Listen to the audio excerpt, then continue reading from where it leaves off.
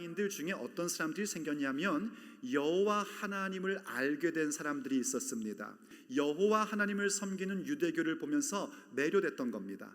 그래서 유대교로 개종을 하는 사람들이 있었습니다. 유대인들 가운데 유대 지역에 살지 못하고 외국에 흩어져 살고 있었던 디아스포라 유대인들이 명절이면 하나님 앞에 예배하고자 예루살렘으로 올 때에 이 이방인들도 함께 하나님을 예배하러 예루살렘에 오곤 했었습니다. 그들이 예수님을 만나야겠다고 결정을 한 겁니다. 이 이방인들이 예수님을 만나려고 하는데 예수님께 직접 와서 말을 걸지는 못합니다. 빌립이라는 제자에게 부탁을 합니다. 안드레와 빌립은 다른 제자들을 예수님께로 인도했던 제자들입니다. 바로 그 제자들이 오늘 헬라인들에 대하여 예수님과의 만남을 추선하고 있는 겁니다. 우리도 누군가를 예수님께 인도하는 자들이 되어야 합니다.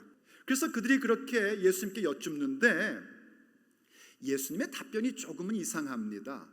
예수님의 때에 대하여, 하늘의 미랄에 대해서, 또 영생에 대해서, 그리고 예수님을 따름에 대한 말씀들을 쭉 해주십니다.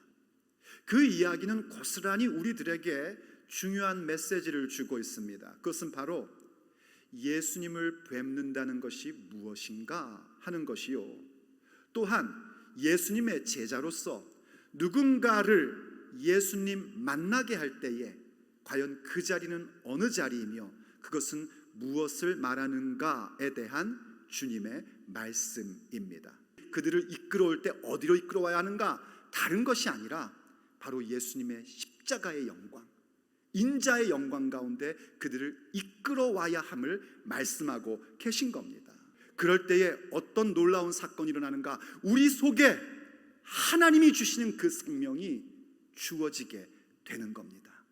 우리의 생명이 영생하도록 보존되는 그 역사가 나타나게 됩니다. 십자가입니다.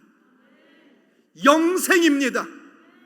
예수님의 그 십자가의 영광으로 말미암아 나의 생명이 영생토록 보존되는 그 사건, 그것을 전달하는 것이 복음전도요, 바로 그 자리로 사람들을 이끌어오는 것이 예수님을 만나게 해주는 것입니다. 십자가의 영광을 여러분이 체험해야 되고, 나의 생명이 내 육체 가운데 내가 원하는 것에 있는 것이 아니라 하나님 안에 있음을 알고 내 생명이 영생하도록 보존하는 그 자리 가운데 주님을 만나셔야 합니다. 그럴 때 우리에게 놀라운 영광이 임하게 됩니다. 그것은 바로 우리 하나님 아버지께서 우리를 귀하게 여기신다는 겁니다. 우리가 따라야 할 그 자리에서 예수님을 만나십시오.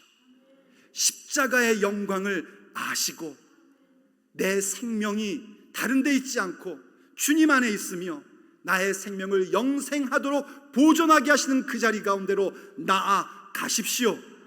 마침내 주님 오시는 그날, 마라나타 주여 오시옵소서 할 때에 우리의 삶 속에, 아니 우리의 영혼 가운데에 그분의 칭찬과 영광과 존귀를 우리에게 베풀어 주실 것입니다.